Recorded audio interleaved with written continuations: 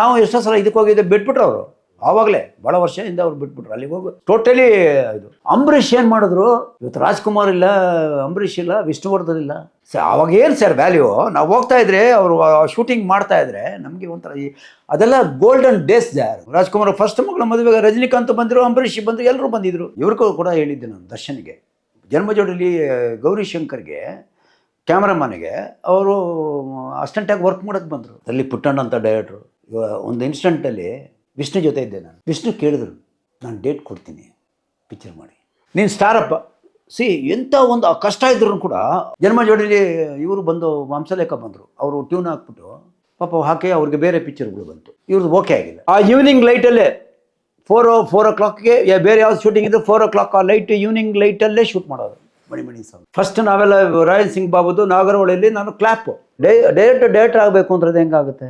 ಅಂಬರೀಷ್ ಅವರಿಗೆ ಕೂಡ ಸಿಂಗಾಪುರ್ನಲ್ಲಿ ಅರೇಂಜ್ಮೆಂಟ್ ಅವರೇ ಮಾಡಿದ್ದು, ರಜನಿಕಾಂತ್ ಅವರೇ ಮಾಡಿದ್ದು. ಇವರು ಕಂಪ್ಲೀಟ್ ಇದನ್ನ ಬಿಟ್ಬಿಟ್ರು, ಡ್ರಿಂಕ್ಸ್ ಅನ್ನ ಬಿಟ್ರು.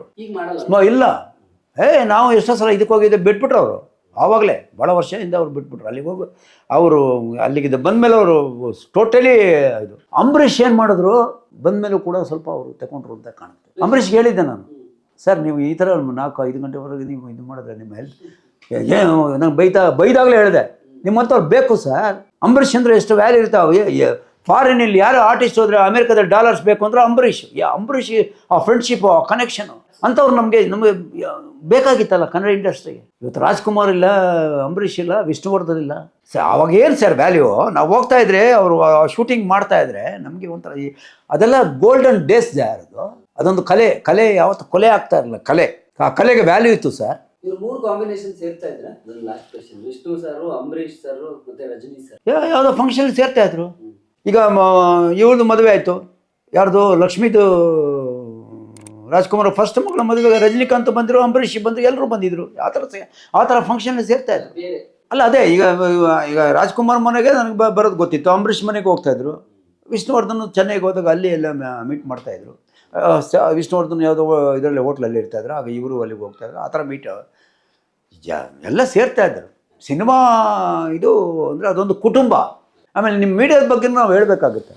ಮೀಡಿಯಾಯಿಂದಲೂ ಕೂಡ ಭಾಳ ಹೆಲ್ಪ್ ಆಗುತ್ತೆ. ಮೀಡಿಯಾಯಿಂದಲೂ ಕೂಡ ಒಬ್ಬ ಆರ್ಟಿಸ್ಟ್ಗೆ ಒಂದು ಇದು ಸಿಗಬೇಕು ಅಂದರೆ ಅದು ಜನಗಳಿಗೆ ಗೊತ್ತಾದರೆ ತಾನೇ. ಜನಗಳಿಗೆ ಹೆಂಗೆ ಗೊತ್ತಾಗುತ್ತೆ? ಮೀಡಿಯಾದಿಂದ ತಾನೇ, ಅದರಿಂದ ತಾನೇ ಗೊತ್ತಾಗೋದು. ಇಲ್ಲಾಂದ್ರೆ ಹೆಂಗೆ ಗೊತ್ತಾಗುತ್ತೆ? ಅದೂ ಸೇರಿಕೊಳ್ಳುತ್ತೆ ಜೊತೆಯಲ್ಲಿ. ಇವನ್ನು ಕೂಡ ಟಿ ವಿ ಹೇಳ್ತೀವಿ, ಮೀಡಿಯಾ ಹೇಳ್ತೀವಿ, ಅಲ್ಲಿ ಎಷ್ಟು ಕೆಟ್ಟದಿರುತ್ತೆ, ಎಷ್ಟು ಒಳ್ಳೇದಿರುತ್ತೆ, ಎರಡೂ ಗೊತ್ತಾಗುತ್ತಲ್ಲ ಜನಗಳಿಗೆ. ಇದು ಹಿಂಗಿದೆ ಅಲ್ವೇ? ವಿಲೇಜ್ಗೆ, ಗ್ರಾಮಗಳಿಗೆ ಗೊತ್ತಾಗುತ್ತಲ್ವ. ಈಗ ಇದು ಮೊಬೈಲ್ ಬಂದ್ಬಿಡ್ತು, ಮೊಬೈಲ್ ಮೀಡಿಯಾ, ಡಿಜಿಟಲ್ ಮೀಡಿಯಾ ಈಗ ಆಗೋಯ್ತು ಅಲ್ಲ. ನಾನು ಹೇಳೋದು, ಇನ್ನು ಇಂಡಸ್ಟ್ರಿಯಲ್ಲಿ ಯಂಗ್ಸ್ಟರ್ಸ್ ಬರಬೇಕು ಅಂದರೆ ಅವ್ರು ಯಾವುದೋ ಕೆಟ್ಟ ಕ್ಯಾರೆಕ್ಟರ್ ಮಾಡಲಿ ಅಥವಾ ಒಳ್ಳೆ ಕ್ಯಾರೆಕ್ಟರ್ ಮಾಡಲಿ, ಆ ಕಲೆಗೆ ಬೆಲೆ ಕೊಡಬೇಕು ಅನ್ನೋದನ್ನು ಅವ್ರು ತಿಳ್ಕೋಬೇಕು. ಆರ್ಟಿಗೆ ಎಲ್ಲರೂ ಬೆಲೆ ಕೊಡ್ತಾರೆ.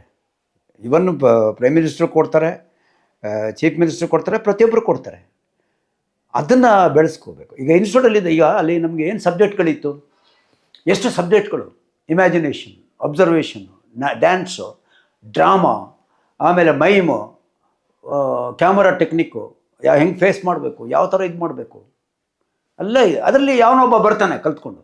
ಇವಾಗ ಇವ್ರಿಗೂ ಕೂಡ ಹೇಳಿದ್ದೆ ನಾನು ದರ್ಶನ್ಗೆ, ಜನ್ಮಜೋಡಿಲಿ ಗೌರಿಶಂಕರ್ಗೆ ಕ್ಯಾಮ್ರಾಮನ್ಗೆ ಅವರು ಅಸಿಸ್ಟೆಂಟಾಗಿ ವರ್ಕ್ ಮಾಡೋಕ್ಕೆ ಬಂದರು. ನಾನು ಅಂದೆ, ಅವರು ತೂದೀಪ ಶ್ರೀನಿವಾಸ ನನಗೆ ಭಾಳ ಫ್ರೆಂಡ್, ಅವರು ರಾಜ್ಕುಮಾರ್ ಪಿಕ್ಚರ್ ಎಲ್ಲ ಮಾಡಿದ್ದಾರೆ, ಅವ್ರ ಮಗ ಅವರು. ಅವಾಗ ಹೇಳ್ದೆ, ಇಷ್ಟು ಪರ್ಸನಾಲಿಟಿ ಇಟ್ಕೊಂಡು ಇನ್ಸ್ಟಿಟ್ಯೂಟ್ಗೆ ಹೋಗು, ಅಲ್ಲಿ ಇದಕ್ಕೆಲ್ಲ ಹೋದರು, ನೀನಾಸಮ್ಗೆಲ್ಲ ಹೋದ್ರು, ಅಲ್ಲಿ ಇನ್ಸ್ಟಿಟ್ಯೂಟಲ್ಲಿ ಓದಿದ್ರಲ್ಲ, ಅಲ್ಲಿ ಚೆನ್ನೈಲಿ ಇನ್ಸ್ಟಿಟ್ಯೂಟಲ್ಲಿ ಓದಿದ್ರು, ಆಮೇಲೆ ನೀನಾಸಮ್ಗೆ ಹೋದ್ರು. ಅದನ್ನು ನಾನು ಹೇಳ್ತಾ ಇರೋದು ಏನು ಅಂದರೆ, ಡ್ರಾಮಾ ಅಂದರೆ ಒಬ್ಬ ಆ್ಯಕ್ಟರ್, ಒಬ್ಬ ಮಾಸ್ಟರ್ ಹಿರಣ್ಯ ಇದ್ದಾರಲ್ಲ, ಅವರು ಪೇಪರ್ ಓದ್ಕೊಂಡು ಬೆಳಿಗ್ಗೆ ಓದಿದರೆ ಸಾಯಂಕಾಲ ಅದನ್ನು ನೋಡಿಕೊಂಡು ಅದ್ರ ಬಗ್ಗೆ ಡ್ರಾಮಾ ಆ್ಯಕ್ಟ್ ಮಾಡೋರು. Commanding drama artist. Cinema commend ಮಾಡೋರು ಯಾರು? ಡೈರೆಕ್ಟ್ರು. ಅವರು ಸಾಯೋದನ್ನು ಮೊದಲು ತೆಗಿತಾರೆ, ಹುಟ್ಟೋದನ್ನು ಆಮೇಲೆ ತೆಗಿತಾರೆ, ಆಮೇಲೆ ಐಟ್ರು ಕತೆ ಸೇರಿಸ್ತಾರೆ. ಅಂದರೆ ಒಬ್ಬ ಡೈರೆಕ್ಟ್ರು ಇಸ್ ದಿ ಮೇಯ್ನು ಇದಾಗಿರ್ತಾನೆ. ಯಾಕಂದರೆ ಅವನ ಕಾನ್ಸಂಟ್ರೇಷನ್ ಟೋಟಲ್ ಬಿಗಿನಿಂಗ್ ಒಂದನೇ ಸ್ಕ್ರೀನ್ ಪ್ಲೇಯಲ್ಲಿ ಒಂದನೇ ಸೀನಿಂದ ಕೊನೆವರೆಗೆ ಏನು ಬರುತ್ತೆ ಅಂತ ಇಮ್ಯಾಜಿನೇಷನ್ ಇದ್ದು ಏನು ತೆಗಿಬೇಕು ಅಂತ ಅವನಿಗೆ ಅವನು ಅದಕ್ಕೆ ಫುಲ್ ಸ್ಯಾಕ್ರಿಫೈಸ್ ಮಾಡಿರ್ತಾನೆ ಡೈರೆಕ್ಟ್ರು. ಅದರಲ್ಲಿ ಪುಟ್ಟಣ್ಣ ಅಂತ ಡೈರೆಕ್ಟ್ರು. ಒಂದು ಇನ್ಸ್ಟೆಂಟಲ್ಲಿ ವಿಷ್ಣು ಜೊತೆ ಇದ್ದೆ ನಾನು, ಹೈವೇ ಹೋಟ್ಲು ಅಂತ ಮೈಸೂರು. ಅಲ್ಲಿ ಕೆಳಗಡೆ ಬಂದಾಗ ಪುಟ್ಟಣ್ಣ ಎಲ್ಲ ಕೂತಿದ್ದಾರೆ. ಪುಟ್ಟಣ್ಣ ಇದೆ ಏನಂದರೆ ತುಂಬ ಪ್ರಾಬ್ಲಮ್ ಅವಾಗ. ಯಾವುದೋ ಸಿನಿಮಾ ಮಾಡಿದ್ರು, ರಂಗನಾಯಕನೇ ಯಾವುದೋ ಮಾಡಿದ್ರು, ಅದು ಯಾವುದೋ ಇದರಲ್ಲಿ ಇದ್ದರು. ವಿಷ್ಣು ಕೇಳಿದ್ರು, ನಾನು ಡೇಟ್ ಕೊಡ್ತೀನಿ ಪಿಕ್ಚರ್ ಮಾಡಿ, ನೀನು ಸ್ಟಾರಪ್ಪ. ಎಂಥ ಒಂದು ಕಷ್ಟ ಇದ್ರೂ ಕೂಡ ಅವ್ರ ಗಟ್ಸ್ ನೋಡಿ, ನೀನು ಸ್ಟಾರ್, ನಿನ್ನನ್ನು ಹಾಕೊಂಡು ಮಾಡ್ದಂತ ನನಗೆ ಬೇಕಾಗಿಲ್ಲ ಅಂದರು. ಹೆಂಗಿರಬೇಕು ಕಷ್ಟ ಮಾಡೋಂಥ ಹೋಯ್ತು, ಮಾಡಲಿಲ್ಲ ಅವರು. ಮಾಡಿ ಮಾಡ್ತಾ ಇದ್ರಲ್ವಾ, ಅವ್ರನ್ನ ಮರೆಯೋಕ್ಕೇ ಆಗಲ್ಲ. ಇಷ್ಟು ಸ್ಟಾರ್ ಅಂಬರೀಷನ್ ತಗೊಂಬಂದರು, ಶ್ರೀನಾಥನ್ ತಗೊಂಬಂದರು, ವಿಷ್ಣುವರ್ಧನ್ ತಗೊಂಬಂದರು, ಶ್ರೀಧರ್ನ ತಗೊಂಬಂದರು. ಎಷ್ಟು ಆರ್ಟಿಸ್ಟ್ಗಳು ಹೊಸಬ್ರನ್ನ ಅವರು ಹೊಸಬ್ರನ್ನ ತಗೊಬರುವಂಥ ಗಟ್ಸ್ ಒಬ್ಬ ಡೈರೆಕ್ಟ್ರಿಗೆ ಇರಬೇಕು. That is Puttanna Kanagal. ರಾಜ್ಕುಮಾರ್ ಒಂದು ಪಿಕ್ಚರ್ ಅಂದರೆ ತಿಂಗಳಗಟ್ಟಲೆ ಡಿಸ್ಕಷನ್ ಮಾಡೋರು. ಜನ್ಮ ಜೋಡಿಲಿ ಇವರು ಬಂದು ವಂಶಲೇಖ ಬಂದರು, ಅವರು ಟ್ಯೂನ್ ಹಾಕ್ಬಿಟ್ಟು ಪಾಪ ಹಾಕಿ ಅವ್ರಿಗೆ ಬೇರೆ ಪಿಕ್ಚರ್ಗಳು ಬಂತು, ಇವ್ರದ್ದು ಓಕೆ ಆಗಿಲ್ಲ. ಕೊನೆಗೆ ಏನು ಮಾಡಿದ್ರು, ನಾನು ಸ್ವಲ್ಪ ಬೇರೆ ಪಿಕ್ಚರ್ಗಳಿದೆ ಅಂದರು. ಸರಿ ಅಂತ ಬಿಟ್ಟು ಮನೋರು ಬಂದರು. ಟ್ಯೂನ್ ಹಾಕೋಗಿ ಅಂಬರೀಷ್ ವಂಶಲೇಖ ಗೊತ್ತಿಲ್ಲ ಎಷ್ಟು ದೊಡ್ಡತನ ರಾಜ್ಕುಮಾರ್ ಅವ್ರಿಗೆ. ಅವ್ರು ಟ್ಯೂನ್ ಹಾಕಿದಾಗ ನನಗೆ ಕೇಳೋರು, ಆ ದೊಡ್ಡತನ ಇದೆಯಲ್ಲ ಅವ್ರಿಗೆ, ಕೇಳಬೇಕು ಅಂತ. ಆ ಸ್ಟಾರ್ ಆದ್ರೂ ಇನ್ನೊಂದು ಅವರು ಇದನ್ನು ತಗೋತಾರಲ್ಲ ಅಂತ ಕೇಳೋದು, ಕಣ್ಣು ನೋಡ್ದು ಹಿಂಗೆ ಕೇಳೋದು. ಹಂಸಲೇಖ ಇದ್ದರು. ಆಮೇಲೆ ಮನೋರು ಬಂದರು. ಮನೋರು ಬಂದು ಸ್ವಲ್ಪ ದಿವಸ ಆಯಿತು, ಯಾವುದು ಇವನ್ಯಾರ ಮಗನು ಅಂತ ಒಂದು ಇದು ಹಾಡು ರಾಜ್ಕುಮಾರ್ ಕೇಳಿದ್ರು, ಹಿಟ್ ಅದು.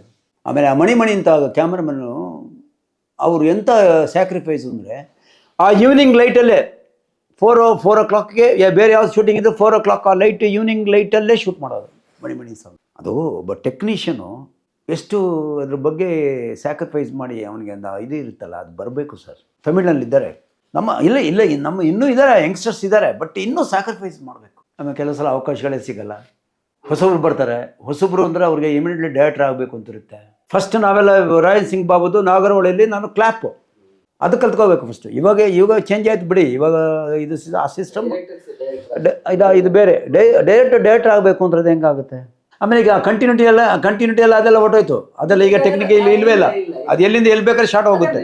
ರೈಲು ಪಯಣಗಳೇ ಟಿ ರಾಜೇಂದ್ರ ಇದು ಮಾಡ್ತಾ ಇದ್ದಾಗ ಅವ್ರ ಜಮಿನಿ ಇಂಜಿನಿಯರು ಪೈತೆಗಾರ ಅಂತ ಹೇಳೋರು, ಈಗ ಟೀಚರ್ ಆಗಿದ್ರೆ. ಇವ್ರು ಏನು ಮಾಡೋದು ಅಂದರೆ, ಅಲ್ಲಿ ಆ್ಯಕ್ಟ್ ಮಾಡ್ತಾಯಿದ್ರೆ ಇಲ್ಲಿಂದ ಒಂದು ಟೇಪ್ ಹಾಕೋ ಬಸ್ ಸ್ಟೆಂಟು, ಇನ್ನೊಬ್ಬ ಬಸ್ ಸ್ಟೆಂಟು, ಅಲ್ಲಿ ಮ್ಯೂಸಿಕ್ ಕೊಡೋರು ಇದು ಮಾಡ್ತಾರೆ, ಡಿಂಗ್ ಡಿಂಗ್ ಡಿಂಗ್ ಡಿಂಗ್. ಒಂದು ದಿವಸ ನಾನು ಅವ್ರಿಗೆ ಡಿಂಗ್ ಡಿಂಗ್ ಡಿಂಗ್ ಅಂತ ಅಂದ್ಬಿಟ್ಟು ಓಡಿಸ್ಕೊಬಂದ್ಬಿಟ್ರು. ಡಿಸ್ಟರ್ಬ್ ಆಗ್ತಾ ಇದೆಯಲ್ಲ ಅಲ್ಲಿ. ಬಟ್ ಅವರು ಇವತ್ತು ಮೊನ್ನೆ ನೋಡ್ತಾ ಇದ್ದಾರೆ ರಜನಿಕಾಂತ್ ಇದರಲ್ಲಿ ಕೂಲಿಲಿ ಯಾವುದ್ರಲ್ಲೂ ಒಂದು ಟ್ಯೂನ್ ಅವ್ರು ಹಾಕ್ತಾರೆ, ಟಿಕೆಟ್ ಯಾವುದೋ ಒಂದು ಇದು ಮಾಡ್ತಾ ಇದ್ದಾರೆ. ಅವರು ಅದೇ ಥರನೇ, ಗುರುಕಿರಣ್ ಅವರು ಅದೇ ಥರನೇ, ಅವ್ರು ಆ್ಯಕ್ಟರ್ ಆಗಕ್ಕೆ ಬಂದಿದ್ದು, ಹೀರೋ ಆಗಿ ಬಂದಿದ್ದು. ನನಗೆ ಗೊತ್ತು, ನಾವು ಜೀವನ ಜೊತೆ ಇದು ಮಾಡೋ ಇದರ ಯಾವುದೊಂದು ಕ್ಯಾರೆಕ್ಟ್ರು ಇದು ಮಾಡೋಕ್ಕೆ ಬಂದಿದ್ದು ಅಂತ ಹೇಳಿದ್ರು ಅವರು. ಅದಕ್ಕೆ ಇಟ್ಸ್ ಮೀನಿಂಗ್ಲೆಸ್, ಅದು ಹೇಳೋಕ್ಕಾಗಲ್ಲ. ಇನ್ನೊಂದು ಅದೇ ಹೇಳಿದಲ್ಲ, ಲಾಸ್ಟ್ ಡೈಲಾಗ್ ಹೇಳ್ತೀನಿ. 35 ಜನ ಇನ್ಸ್ಟಿಟ್ಯೂಟಲ್ಲಿ ಸೂಪರ್ ಸ್ಟಾರ್ ಆಗಿದ್ದು ಇಬ್ಬರೇ. ಫಸ್ಟು ಬ್ಯಾಚಲ್ಲಿ ಸೂಪರ್ ಸ್ಟಾರ್ ರಜನಿಕಾಂತ್ 4 ಲ್ಯಾಂಗ್ವೇಜಲ್ಲಿ, ಕನ್ನಡ, ತಮಿಳು, ತೆಲುಗು, ಮಲಯಾಳಂ. ನೆಕ್ಸ್ಟ್ ಬಂದವರು ಚಿರಂಜೀವಿ, ಇಬ್ಬರೇ. ಇನ್ನು ಉಳಿದವರು ಅಲ್ಲೇ ಡೈರೆಕ್ಷನು ಅದು ಇದು, ಈಗ ನಾವು ಅದು ಮಾಡಿದ್ವು ಯಾವುದೋ ಕ್ಯಾರೆಕ್ಟರ್ ಮಾಡಿದ್ವು, ಯಾರೋ ಇದು ಮಾಡಿದ್ರು, ಅಷ್ಟೇ ಹೊರತು ಅಷ್ಟು ಜನರಲ್ಲಿ ಇಬ್ಬರೇ. ಹಾಯ್, ಎಲ್ಲರಿಗೂ ನಮಸ್ಕಾರ. ನಾನು ನಿಮ್ಮ ಗೌತಮಿ ಜಾಧವ್. ಸಿನಿಮಾ ಬಗ್ಗೆ ಇನ್ಫಾರ್ಮೇಷನ್ ಮತ್ತು ಎಂಟರ್ಟೈನ್ಮೆಂಟ್ಗೆ ಡೈಲಿ ಮಾಧ್ಯಮ ಅನ್ನೋಂಥ ಚಾನಲ್ನ ಫಾಲೋ ಮಾಡಿ, ಸಬ್ಸ್ಕ್ರೈಬ್ ಮಾಡಿ, ಸಪೋರ್ಟ್ ಮಾಡಿ. Thank you so much.